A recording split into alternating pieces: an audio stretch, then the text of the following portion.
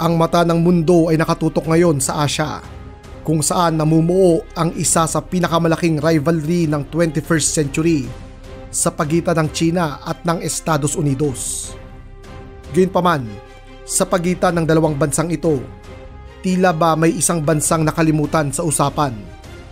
Tahimik, high-tech at may sandatahang lakas na kayang magpadugo sa sinumang mananakop. Ang bansang tinawag noon na Land of the Rising Sun.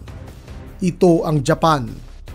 Sa episode nating ito, titingnan natin kung bakit ang Japan ang pinaka-nakatatakot na karibal ng China bukod pa sa Estados Unidos. Ang China at Japan ay mayroong mahabang kasaysayan. Ang dalawang bansang ito ay nagharap sa serye ng mga digmaan bago pa man sumalpok ang World War II. Kasama na rito ang First Sino-Japanese War noong 1894 hanggang 1895, kung saan nilampaso ng Japan ang Qing Dynasty at kanilang nasakop ang isla ng Taiwan, at ang Invasion of Manchuria noong 1931, kung saan mabilis na winasak ng Japan ang depensa ng China at nagtayo ng puppet state na Manchukuo. At syempre ang pinakamalala sa lahat, ang World War II, kung saan nagharap sa isang napakadugong deathmatch ang National Revolutionary Army ng China at ang Imperial Japanese Army naman ng mga Japanese, na nagresulta sa milyon-milyong buhay, lalo na sa panig ng mga Chino. Ang mga digmaang ito sa pagitan ng Japan at China ang naghulma sa matinding galit, kompetisyon at strategic rivalry na nagpapatuloy hanggang sa kasalukuyan. Naging mapait at traumatic sa mga Hapones ang ikalawang digmaang pandaigdig. Ang halos buong bansa nila ay nawasak at nasunog dahil sa matitinding firebombing at atomic attack na tinamo ng Japan sa kamay ng Allied Forces. Makalipas ang ikalawang digmaang pandaigdig, pinwersa ng Allied Powers ang Japan na maging pacifist nation. Isang bansang theoretical na tinalikuran na ang karapatang makidigma. Sa ilalim ng Article 9 ng Japanese Constitution, isinulat ang mga katagang, "Forever renounce war as a sovereign right of the nation." Kapalit ng kanilang dating sandatahang lakas, ipinanganak ang Japanese Self-Defense Force, isang hukbong hindi raw militar kundi isang purely defensive force lamang. Sa papel, ang Japan ay walang militar, pero ang kanilang defense force ay isang puwersang dapat katakutan. Ang Japanese Self-Defense Force ay ang tinuturing na ikalimang pinakamalakas na hukbo sa mundo, mas advanced pa sa karamihan ng mga bansa, kasama na ang China sa ilang mga aspekto. Kung meron mang isang bahagi ng Japanese Self-Defense Force na kinatatakutan ng mga Chino, yun ang kanilang Navy. Ang Japan ay may dalawang carrier, ang JS Izumo at ang JS Kaga, mga barkong sinasabi na helicopter carriers lamang. Ibig sabihin, ang mga barkong ito ay orihinal na dinisenyo para mag-operate lamang ng mga helicopters para sa mga anti-submarine warfare at disaster response lamang. Wala itong ski jump ramp o catapult system, kaya't hindi ito itinuturing na isang full aircraft carrier. Gayunpaman, habang tahimik ang mundo, unti-unting binago ng Japan ang disenyo ng mga barkong ito. Kanilang pinalapad at pinatibay ang flight deck nito. Inayos ang heat-resistant coating at iniba ang internal layout para kayanin ang mga vertical take-off at landing ng mga F-35B stealth fighters. Hindi na malaya ng daigdig, pero ang Japan ay naging isa ng tunay na naval superpower na may dalawang fully functional aircraft carrier. Mga barkong may kakayahang magdala ng humigit kumulang 28 aircraft na kombinasyon ng F-35B stealth fighter at iba't ibang uri ng mga helicopter. Higit pa rito, may kapasidad ang bawat carrier na ito na magsakay ng 400 personnel, kasama na ang mga rapid deployment troops at mga mission-specific detachment. Meron din itong mga sapat na internal space para magdala ng iba't ibang armas, aviation fuel, at mga kagamitan, kaya naman nagsisilbi itong lumulutang na forward base ng mga Hapones, handa pa sa mga combat operation, disaster relief o sabayang maritime patrol kasama ang kanilang mga kaalyado kung kinakailangan. Ang mga carrier na ito ay nagbibigay ng napakalaking offensive power sa mga Hapones. Dahil dito, Kayang-kaya na nilang mag-deploy ng air power nang hindi umaasa sa mga tradisyonal na runway. Isa itong napakalaking strategic advantage, lalo na kung ang bakbakan ay umiikot sa Pacific o sa East China Sea, malayo sa Japanese homeland. At tandaan, sa buong East Asia, tanging ang China lamang ang may carrier at ngayon, humahabol na sa kanila ang Japan. Dalawa agad at mas high-tech pa. Kung ang Izumo at ang Kaga ang kamao ng Japan, ang kanilang mga submarino naman ang kanilang nakatagong kutsilyo. Tahimik, hindi nakikita, pero kayang sumaksak sa puso ng kahit na anong kalaban. Mayroon ang Japan na kabuuang 22 submarine, isang napakalaking bilang para sa isang bansang wala raw sariling militar. Ngunit ang tunay na kinatatakutan dito ng China ay hindi ang dami nito, kundi ang kalidad ng mga submarinong ito. Ang Soryu class ay tinuturing ng maraming eksperto bilang pinakatahimik na diesel-electric submarine sa buong mundo. Sa mga war games at simulation exercises, hindi mabilang kung gaano karaming beses na hindi nakita o matrack ng mga Chino ang isang Soryu habang nag-ooperate sa East China Sea. Hindi lang tahimik ang mga submarinong ito. Armado rin sila ng mga Type 89 heavyweight torpedo, ang pinakamabilis at pinaka-accurate na torpedo na nagawa sa mundo. May kakayahan ding tumira ang mga submarinong ito ng UGM-84 Harpoon anti-ship missile na kayang magpalubog ng anumang Chinese vessel mula sa ilalim ng dagat nang hindi man lang lumilitaw. Isa pang armas ng mga Hapones ay ang submarinong Taigei class na gumagamit ng lithium-ion battery, isang technology na kakaunti pa lamang ang nakagagawa. Ito ang tinuturing na next generation submarine ng Japanese Naval Fleet. Dahil sa makabago nitong teknolohiya, mas matagal silang nananatili sa ilalim ng dagat, mas mabilis din ang recharge at mas tahimik ang operasyon, kaya naman mas unpredictable ang kanilang kilos. Para sa mga Chino, ang kombinasyon ng Soryu at Taigei submarine ay isang bangungot. Ito'y dahil kahit ilang destroyer, radar o sonar net ang ilagay nila sa dagat, palaging may posibilidad na may isang Japanese submarine na nakapwesto sa ilalim ng kanilang puwersa, naghihintay lamang ng tamang sandali para umatake. Bagamat makapangyarihan ang mga submarinong ito, hindi ito sapat para protektahan ang home island ng Japan mula sa mga banta sa kalangitan. Ang mga Hapones ay bumuo ng mga espesyalisadong barko para sa tinatawag nating multi-threat environment. Ito ang kanilang mga Aegis Destroyer. Ito ang pinakamalakas, pinaka-advance at pinakamaasahang pangdepensa ng Japan. Ang Japan ay mayroong 8 Aegis-equipped destroyer na kinabibilangan ng mga type na Kongo, Atago at Maya class ang pinakabago sa lahat. Ang mga naglalakihang barkong ito ay itinuturing na utak at kalasag ng buong Japanese Naval Fleet. Sila ang unang makakakita ng papalapit na panganib, ang unang sasalo ng mga incoming missile, at ang unang tutugon kung may banta mula sa himpapawid o dagat. Bawat destroyer ay kargado ng napakaraming sandata. Bawat isa ay merong 96 vertical launch cell para sa mga missile na kayang magpabagsak ng mga ballistic missile, cruise missile, eroplano at maging mga barko mula sa malalayong distansya.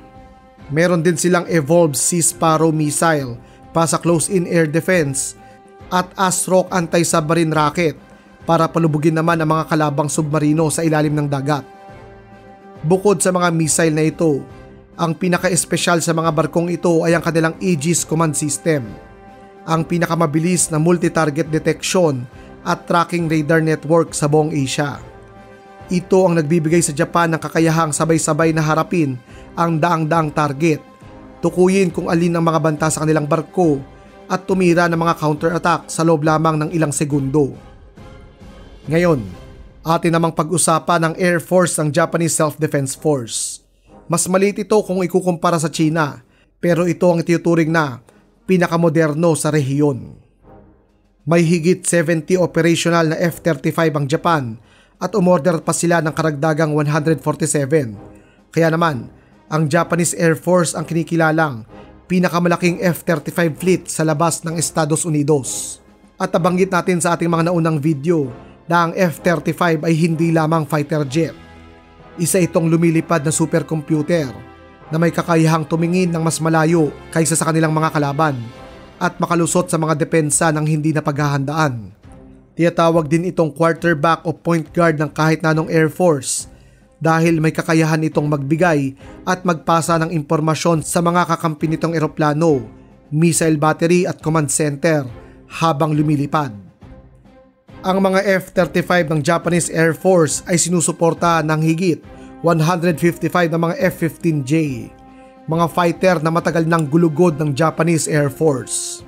Mas luma ito sa F-35 pero huwag mo itong iismulin dahil ang mga F-15J ay heavily upgraded, may advanced radar, electronic warfare system at kayang magbitbit ng napakaraming air-to-air missile. May isa pang fighter na tahimik pero napakadelikado. Ito ang Mitsubishi F2, ang tinatawag ng marami na Japanese F-16, pero huwag kang magpapalinlang sa nickname na ito dahil ang katotohanan, ang Mitsubishi F2 ay mas malaki, merong mas advanced na radar, mas mahabang range at mas specialized kumpara sa US F-16. May humigit kumulang 90 F-2 fighter ang mga Hapones, mga eroplano na ginawa para maging ship killer. Nakalagay sa mga eroplanong ito ang isang espesyalisadong radar na kayang hanapin at tuntunin ang mga barko o eroplano ng kahit na anong kalaban sa napakalayong distansya. Tinawag ang mga F-2 fighter bilang ship killer dahil kaya nitong magbitbit ng mga Type 93 at Type 80 air-to-ship missile, pati na ang mga modernong ASM-2 anti-ship missile, mga sandatang espesyal na ginawa para palubugin ang malalaking barko ng mga Chinese. Ang F-2 ang hitman ng mga Hapones laban sa Chinese Navy, kung saan kaya nitong mag-launch ng maritime strike mula sa napakalayong distansya, umatras ng mabilisan at mawala sa mga radar bago pa makaganti ang mga kalaban. Kapag pinagsama mo ang stealth ng F-35, ang firepower ng F-15J at ang ship-killing capability ng F-2, lumalabas ang tunay na larawan ng Japanese Air Force. Isang hukbong panghipapawid na hindi lamang pangdepensa, kundi kayang magdulot ng napakalaking pinsala sa sino mang magsusubok lumapit sa kanilang teritoryo. Dahil sa puwersang ito, kinikilala ang Japanese Air Force bilang ika-6 na pinakamakapangyarihang Air Force sa buong mundo. Mas mataas ang standing kaysa sa karamihan ng mga bansa at itinuturing na pinakamoderno sa Pacific region maliban na lamang sa Estados Unidos. Bukod sa Navy at Air Force, isa pang kakayahan ng Japan na tiyak na magpapasakit sa ulo ng China ay ang kanilang higanting radar and sensor network, isang interconnected web ng early warning system na kumukontrol sa kalangitan ng Pacific. Hindi ito basta-bastang radar lamang. Ito ang pinaka-advanced na integrated detection network sa buong Asia. Kaya nitong makita ang mga stealth fighter, cruise missile, ballistic missile, hypersonic threat, at maging mga low-flying target at drone na lumilipad sa East China Sea na kadalasang nakalulusot sa ibang bansa. Sa sobrang advanced ng network na ito, kayang itrack ng Japan ang galaw ng mga Chinese aircraft malayo sa kanilang coastline bago pa makalipad ang mga ito. Ayon nga sa sabi-sabi, bago pa tuluyang makalipad ang isang J-20 stealth fighter, malamang ay nakalag na ito sa Japanese command center. Ito ang dahilan kung bakit tinatawag ang Japanese radar system bilang the Eyes of the Pacific, dahil literal na walang makalilipad sa kalangitan nang hindi nila nakikita. Ngayon, ating pag-usapan ang pundasyon ng lakas ng kahit na anong sandatahang lakas sa daigdig, ang kanilang mga sundalo. Ang Japan ay may humigit kumulang 250,000 na mga aktibong sundalo. Ang Ground Self-Defense Force ay may mahigit 150,000 personnel. Ang Maritime Self-Defense Force naman ay binubuo ng humigit kumulang 45,000 na mga sailor. At ang Air Defense Force naman ay may mahigit 50,000 airmen. Bukod dito, ang Japan ay may tinatayang 50 hanggang 60,000 na mga reservists, mga tauhang sinanay upang agarang makapag-activate kapag may banta sa homeland.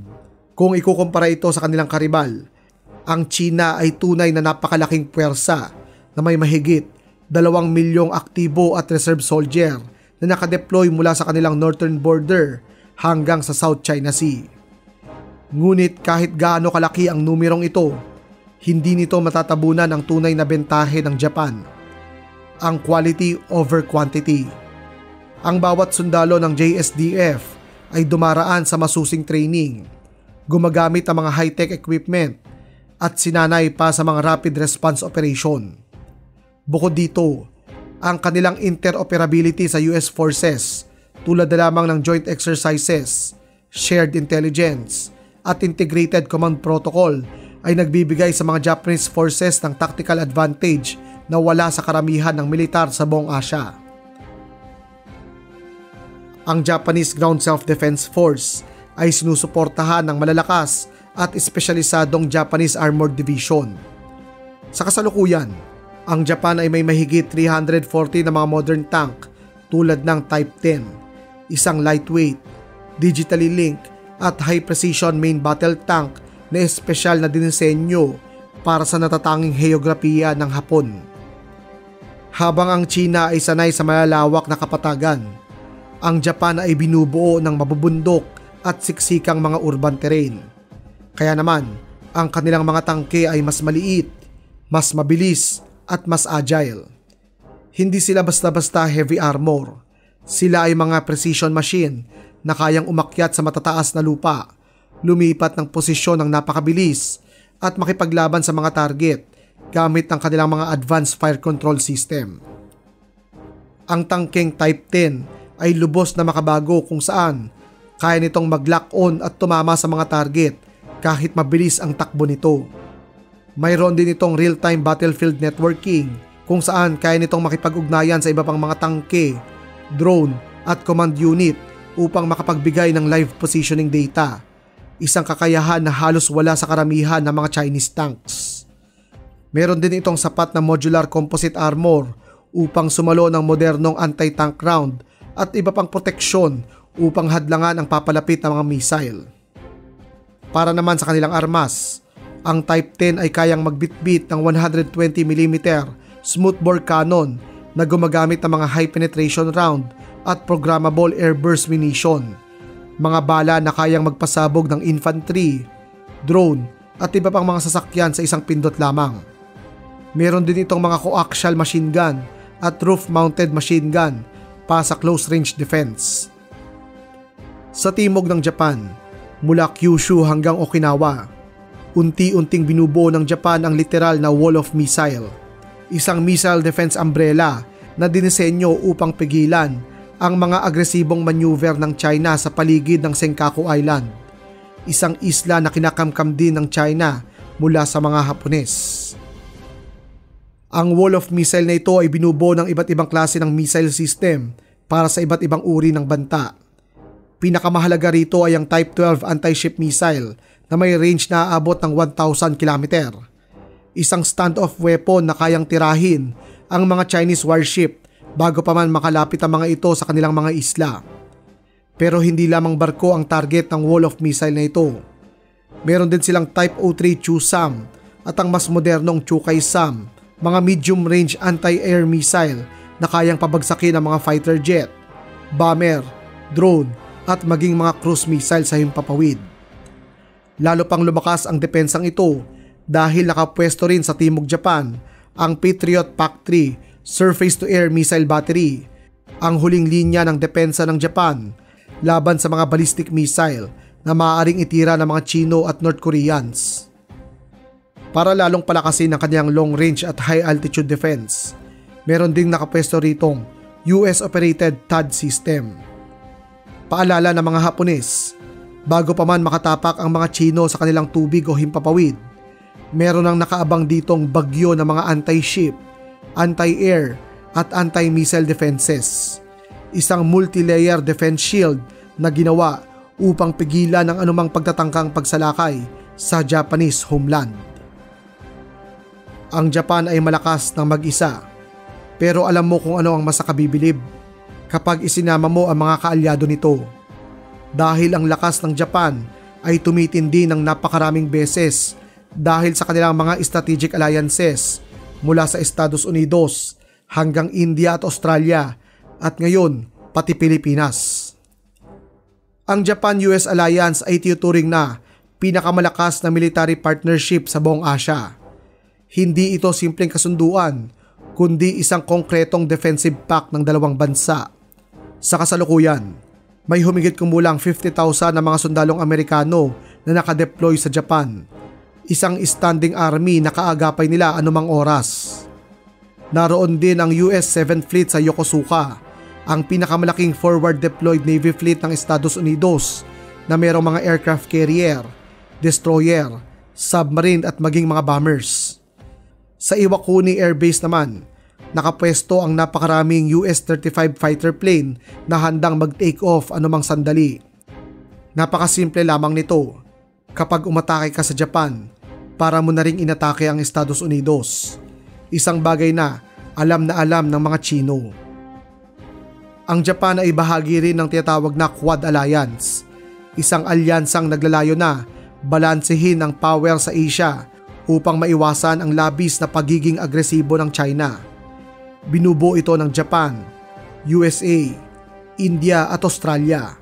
4 na bansang may ekonomiya, hukbo at geopolitikal na bigat para kontrahin ang lumalakas na China. At sa mga nakalipas na taon, sa pinakabagong yugto ng Indo-Pacific Security, pinaglapit ang defensive coordination ng mga Hapones at Filipino sa tinatawag na Japan-Philippine Security Partnership. Mula sa mga defense equipment donation, joint maritime patrol hanggang sa pagbubukas ng kanilang mga base para i-accommodate ang puwersa ng dalawang bansang ito. Malinaw na lumalakas ang ugnayan ng Japan at ng Pilipinas pagdating sa depensa. Ang mga strategic alliances na ito ng Japan ay isang napakalaking bad news para sa mga Chino dahil mapipigilan ng kanilang mga ambisyon sa Pacific region ng mga magkakaalyadong bansang ito. Dahil sa presensya ng Japan at mga kaalyado nito sa Indo-Pacific, alam ng China na hindi siya maaaring kumilos ng padalos-dalos dahil may isang bansang handang tumayo, lumaban at ipagtanggol ang kaayusan sa rehiyon. Sa ating susunod na video, ating pag-usapan ang isa na namang kapanapanabik na episode. Ating tuklasin kung bakit imposibleng masakop ng China ang isla ng Taiwan. Kung naghahanap ka pa ng isang episode na panonoorin, nais kong i-recommenda sa inyo ang ating episode na The American Empire. Ano nga ba ito? Muli, ako si Sir Ian at ito ang ating klase ng mga mahihilig sa kasaysayan, matatalino at maaangas.